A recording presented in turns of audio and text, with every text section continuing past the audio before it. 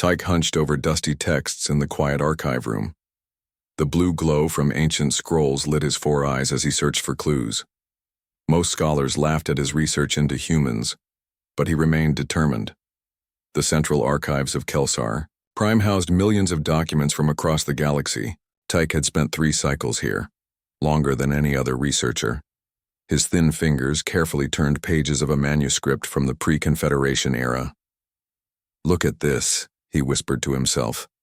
Another reference to their home world. He added, a mark to his digital map. The pattern was unmistakable. Every mention of humans pointed to the same distant sector of space, a sector the Confederation ships rarely visited. The large door slid open with a soft hiss. Professor Nori entered, her green scales catching the light. She moved slowly, her age showing in each careful step. "Still here, Tyke?" The council meeting ended hours ago. Tyke didn't look up. "I found another reference, Professor. This one from the Brel civilization." Nori sighed deeply. She had been Tyke's teacher for many years. She admired his passion but worried about his reputation. "You know what the senior researchers say about this obsession of yours? That I'm wasting my time on children's stories?" Tyke's upper eyes blinked in frustration while his lower pair remained fixed on the text. Nori moved closer. "The humans are myths, Tyke. Stories to frighten younglings. Be good or the humans will come with their weapons of fire. Every culture has such tales. But what if they weren't just stories?" Tyke finally looked up. "What if humans really existed? Then where are they now? The Confederation has mapped nearly the entire galaxy." Tyke activated his projection device. A 3-dimensional star map filled the space between them. Tiny dots of light showed known worlds of the Confederation. A large empty region glowed red. Here, every single text places them in this same region. Nori crossed her arms. "The dead zone? Nothing lives there. The radiation levels are too high." "What if that's what they want us to think?" Tyke's voice grew excited. "What if the radiation readings are fake?" "Now you sound like a conspiracy theorist." Nori shook her head. "The humans, if they ever existed, died out long ago. Even the oldest records speak of them as ancient history." Tyke pulled up another document on his screen. "But look at the consistency of the descriptions across completely different cultures. Bipedal, 2 eyes, no scales or fur, strange rounded ears, internal skeleton." "Coincidence," Nori dismissed with a wave of her hand. "Similar environmental conditions create similar evolutionary paths." "Then explain why we've detected unusual energy patterns from that exact region last month." Tyke pulled up a sensor reading. "Patterns that match nothing in our database." Nori leaned closer, her interest finally piqued despite herself. "Where did you get these readings?" "I have friends in the astronomy department. They've been helping me." "Does Director Jun know you're using Confederation resources for this?" Tyke looked away. "The director wouldn't understand." "Because it's fantasy, Tyke. You're building your career on myths." Before Tyke could argue further, the emergency communication system activated. Red lights pulsed along the ceiling as a calm voice spoke through hidden speakers. "Attention. All senior researchers report to Central Command immediately. This is not a drill." Nori looked startled. The emergency system rarely activated.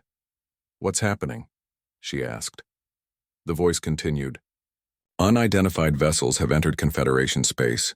Multiple ships approaching from the dead zone." Tyke's heart beat faster. He scrambled to collect his notes. "From the dead zone, do you hear that?" "Coincidence," Nori said, but her voice lacked conviction. The next words from the system made both researchers freeze. "Vessels are broadcasting on frequencies matching those recorded in ancient historical documents. First contact protocols are being initiated." Tyke and Nori stared at each other in stunned silence. Then Tyke smiled slowly. "They're real," he whispered. "The humans are real." Nori had no response. For the first time in her long career, the professor was speechless. Tyke rushed to the door. "I need to get to Central Command. Everything I've studied. It's all true." As Tyke hurried down the corridor, his mind raced with possibilities. The myths were walking into reality. Humans, the legendary species that had haunted the dreams of children across countless worlds, had returned to the galactic stage. Or perhaps, Tyke thought with a chill, they had never truly left. Ambassador Sook could not move. Her 6 fingers gripped the edge of the command console so hard that her knuckles turned pale blue. Around her, the crew of the diplomatic vessel, Harmonious Exchange, worked at their stations, but everyone moved slowly, as if in a dream. Their mission had been simple: investigate strange signals from a sector long avoided. Most expected to find old equipment or perhaps a small outpost. No one had prepared for this. The main screen showed the view outside their ship. Hundreds of massive vessels floated in the darkness of space. They were beautiful in a strange way, sleek and powerful, with smooth lines that suggested both speed and strength. Some were as large as small moons. Ambassador, Communications Officer Day spoke softly, her voice trembling slightly. They are broadcasting on all frequencies. The largest vessel is attempting direct contact. Sook took a deep breath. As the Confederation's senior diplomat, she had met many different species. But this was different. If the readings were correct, these could be the creatures from ancient myths, the legendary humans. "Put them on screen," she whispered. The starfield vanished, replaced by the image of a creature that made everyone on the bridge gasp. It looked exactly like the pictures in old books: 2 arms, 2 legs, a head with just 2 eyes. No scales, no extra limbs, no protective plates, just smooth skin and strange fur on top of its head. "This is Captain Hoon of the Earth Alliance flagship Horizon," the creature said in perfect standard language. "We come in peace and wish to establish diplomatic relations with the Confederation." Sook felt dizzy. The humans were supposed to be stories. Myths to frighten children, not real beings with massive ships and advanced technology. She forced herself to speak. "I am Ambassador Sook of the Galactic Confederation. She paused, unsure what to say next. "We welcome you.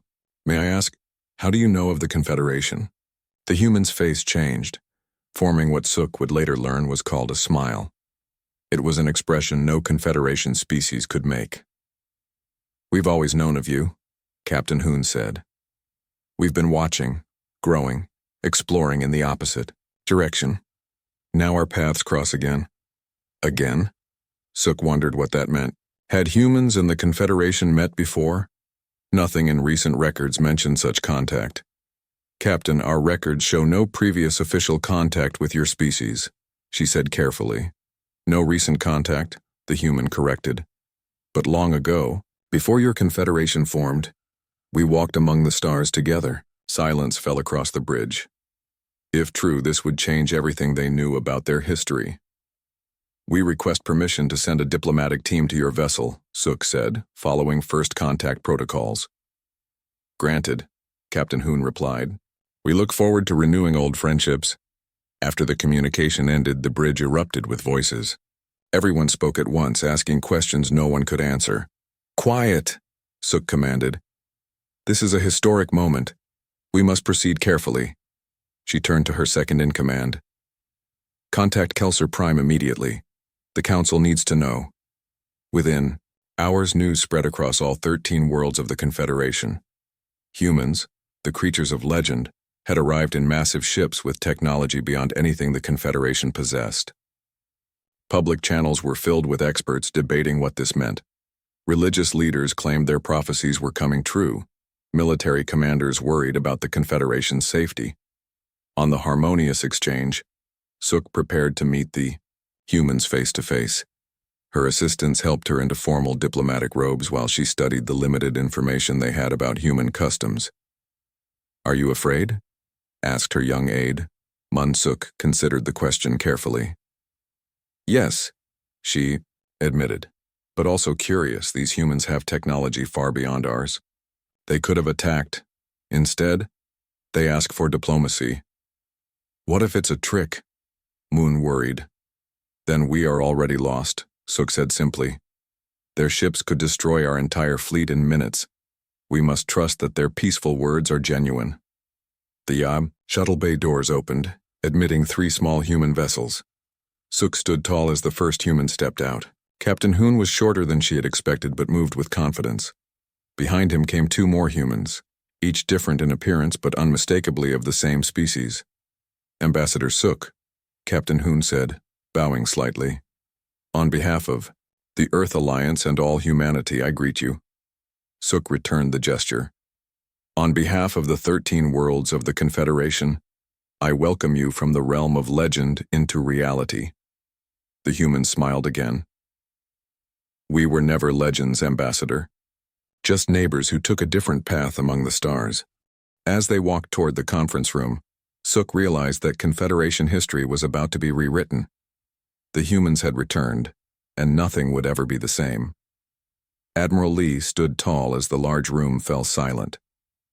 25 of humanity's most powerful leaders sat around the circular table, their eyes fixed on the glowing map floating in the center. The map showed Confederation space, 13 star systems connected by travel routes. As you can see, Lee said, pointing to various points on the map, the Confederation has expanded slowly. Their ships are much slower than ours. Their weapons are designed to disable, not destroy. She was a veteran of 3 major conflicts, her dark uniform decorated with medals from the Krell War. At 62 years old, Lee had hoped to retire soon. The discovery of the Confederation had changed those plans. Their technology is at least 3 centuries behind ours. She continued. Their weapons are primarily defensive. They've never faced a true interstellar threat. The hologram shifted, showing images of alien ships and technology. The council members studied these with interest. Counselor June leaned forward, his face illuminated by the blue light of the display. He represented the resource-poor outer colonies, areas always hungry for new materials. Then why not simply take what we need? June asked bluntly. Our population needs resources. The outer colonies face shortages every year. Several council members nodded in agreement. Earth Alliance had grown powerful through necessity. Survival had demanded strength. Admiral Lee shook her head firmly. Because that's not who we are anymore, she countered. We've evolved beyond conquest. The Alliance was formed to protect, not subjugate. History suggests otherwise, June muttered, just loud enough for everyone to hear. The room grew tense. Everyone knew humanity's difficult past, the wars that had pushed them to develop powerful weapons and ships. Admiral Lee touched her control pad. The hologram changed again, showing historical footage of humanity's early encounters with alien life. The images were not pleasant. Desperate battles, burning colonies, and the graves of millions. Yes, we became warriors because we had to, Lee acknowledged. The Krell attacked without warning. The Dominion tried to enslave us. But each time, we emerged not just victorious but wiser. She paused, letting the images fade away. We fought because we had to survive, not because we wanted conquest. Science Director Mi spoke up. She was the youngest council member representing the scientific community. The Confederation doesn't even believe we existed, she noted. According to our intelligence, their histories refer to us as myths, stories to frighten children. That's correct, Admiral Lee confirmed. When we left that region of space 500 years ago, we were already becoming legends to them. Now they think we're just stories. So they fear us, said Defense Minister Wu. That could be useful. Admiral Lee walked slowly around the table, looking each council member in the eye. We have a choice to make, she said. We can use their fear. We can take advantage of their weaker technology. We could conquer the Confederation without much difficulty. Several council members nodded, seeing the logic. Or, Lee continued, we can show them something better. We can show them that humans aren't the monsters in their stories, that we've grown beyond the warriors we once had to be. The room was quiet as everyone considered her words. My grandparents fought in the Krell War, Lee said softly. They told me stories about what it was like to face extinction, how it feels when your entire species might die. We built weapons and ships and became the most feared force in our part of the galaxy because we had to. She touched her control pad again.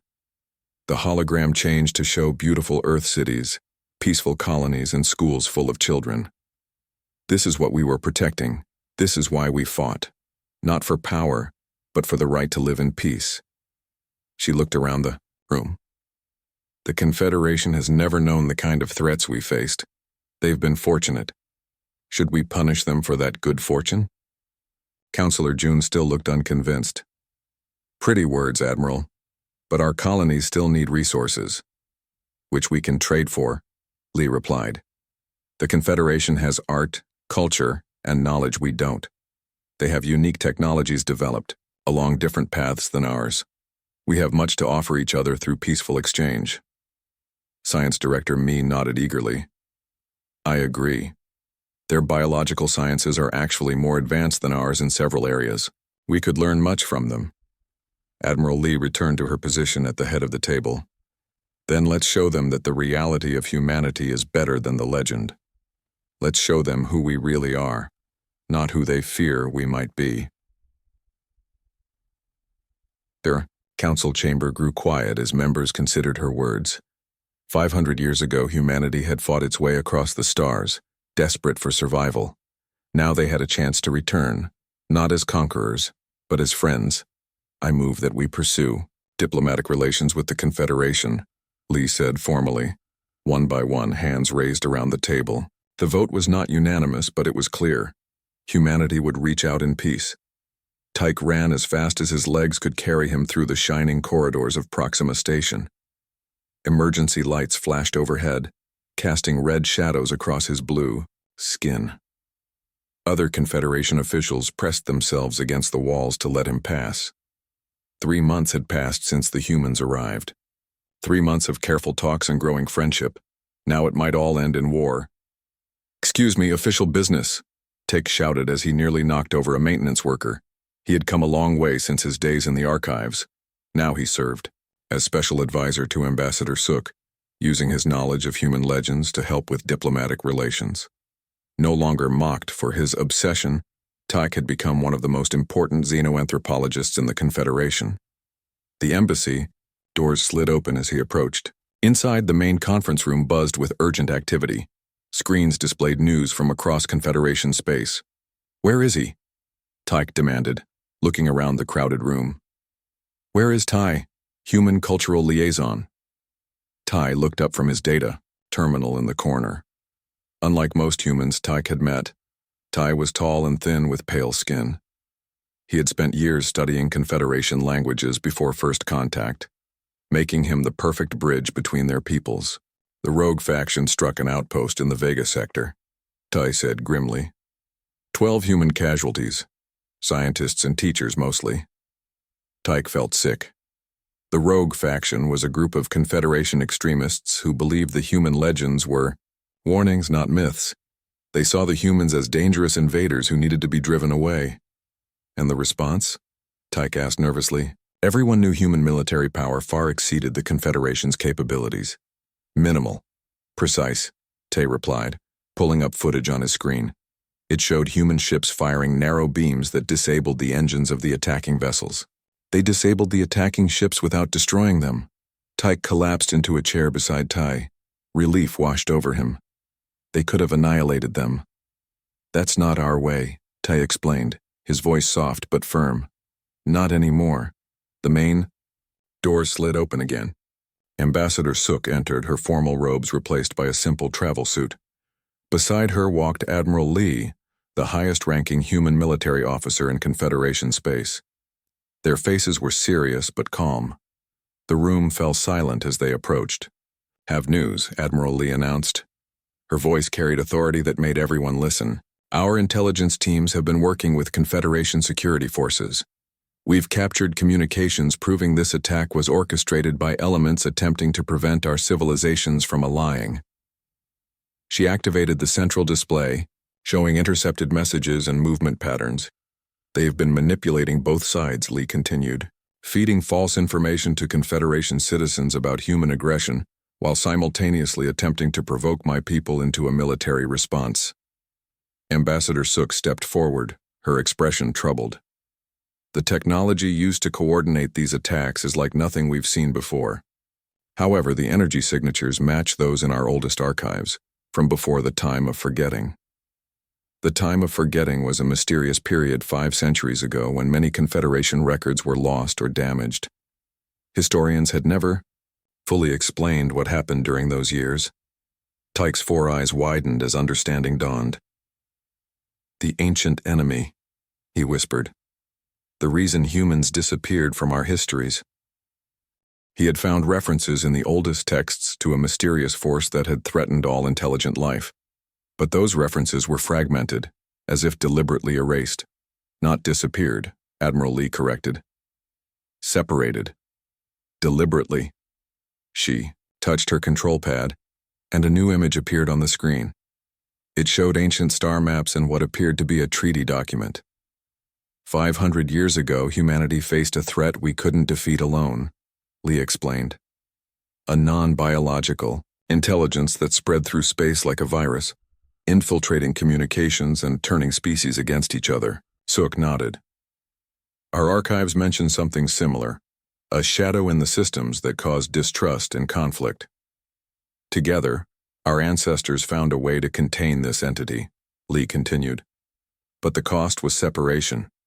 Humanity agreed to leave this region of space, traveling outward while the early Confederation species would develop inward. But why forget each other? Tyke asked. Because knowledge was dangerous, Tay answered. The entity worked through information networks. The less each side knew about the other, the safer both would be. Over generations, humans became myths to you, Admiral Lee said, and the Confederation became legend to us. Only a few kept the true history alive, waiting for the day when it would be safe to reunite. Ambassador Sook's face showed sudden alarm. If this ancient enemy is returning, manipulating both sides, Admiral Lee nodded grimly. Then the separation failed, and this attack was just the beginning of its attempt to prevent us from standing together again. Tyke looked from the human admiral to the Confederation ambassador. What do we do now? We find the truth, Sook said firmly. All of it. Before this ancient enemy pushes us into a war that would destroy everything. The Great Hall shone with golden light. Thousands of beings from across the stars filled every seat and standing space. This was the largest gathering in Confederation history. Tyke stood near the front, his 4 eyes blinking with excitement. 1 year had passed since the humans had appeared. 1 year of learning, sharing, and uncovering the truth about their shared past. The ancient enemy, a collective intelligence that existed in the spaces between stars, had nearly destroyed both civilizations 5 centuries ago.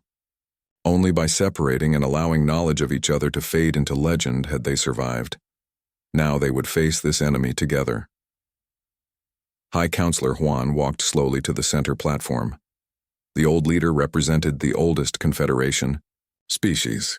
His gray skin wrinkled with age, but his voice remained strong as he addressed the crowd.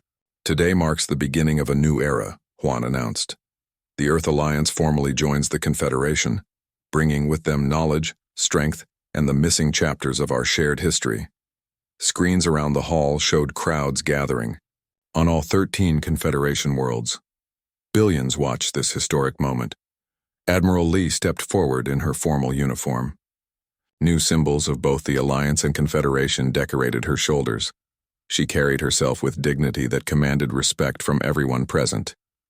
On behalf of humanity, she said, I extend our hand in friendship, as was always meant to be. The 2 leaders signed the treaty document. Cheers erupted throughout the hall. Species that once thought humans were just scary bedtime stories now welcomed them as equals. Humans who had kept the Confederation as secret knowledge for generations now openly embraced their ancient partners. Tyke watched with pride. His lifelong belief in human existence had been vindicated beyond his wildest dreams. Now he served as the head of the new Joint Historical Commission, working to restore the full truth of their shared past. As the ceremony reached its conclusion, a sharp alarm cut through the celebration. Red lights flashed across the ceiling. The cheers died instantly, replaced by confused murmurs. All eyes turned to the massive display screen at the front of the hall. It showed the outer sensor network, the ring of detection equipment at the edge of charted space. "They're coming," Tyke whispered, his voice barely audible. Just as the prophecies foretold, the screen showed vast, dark ships emerging from the empty space between galaxies. They moved in patterns that seemed wrong to the eye, as if they existed partly in another dimension. Their surfaces absorbed light rather than reflected it. The ancient enemy had returned. High Counselor Huan turned to Admiral Li. No words were needed. Both leaders immediately activated emergency protocols. The celebration hall transformed into a command center as panels opened in the walls revealing communication equipment. Within hours, a combined fleet assembled near the edge of Confederation space. Sleek human warships, built from centuries of fighting for survival, flew alongside the elegant vessels of the Confederation. The humans brought their strength and military experience. The Confederation contributed their deep knowledge of space and advanced biological technology. For the first time in recorded history, the galaxy stood truly united. On the bridge of the flagship New Dawn, Admiral Li and Ambassador Suk stood side by side. The ship represented the best of both civilizations, human military technology with Confederation navigation systems. Around them, human and Confederation crew worked together at different stations. Tyke managed the historical database, searching for any information about the enemy's weaknesses. The legend said humans would return when they were most needed, Suk said quietly, watching the enemy fleet grow larger on the screen. "Perhaps that's why we were kept apart," Li replied. "So we could each develop what the other would need for this moment." The enemy had nearly destroyed them before by turning them against each other. It had used fear and miscommunication as weapons. But now, with truth restored and alliance formed, they stood ready. "All ships report ready, Admiral," said the communications officer. Li looked at Suk, who nodded. Together, they gave the order to advance. "This is Admiral Li of the Joint Fleet. All vessels move to attack Formation Alpha. Remember your training. Remember what we fight for." The massive fleet moved as one toward the darkness. Thousands of ships from 13 Confederation species and dozens of human colonies flew together. Their lights pushed back against the unnatural darkness of the enemy vessels. Tyke felt strangely calm as the distance closed. The prophecies he had studied all his life had spoken of this moment, when legends would unite to face the shadow between stars. "Begin transmission of the disruption signal," Li ordered. The combined knowledge of human and Confederation science had created a weapon the enemy wouldn't expect, a signal that could break its connection to our reality. As the first shots were fired across the void, Admiral Li spoke quietly. "Today we write a new legend," she said, "one that our children will tell not with fear, but with pride." The guardian species and their allies flew together into battle, united at last against the threat that had once divided them.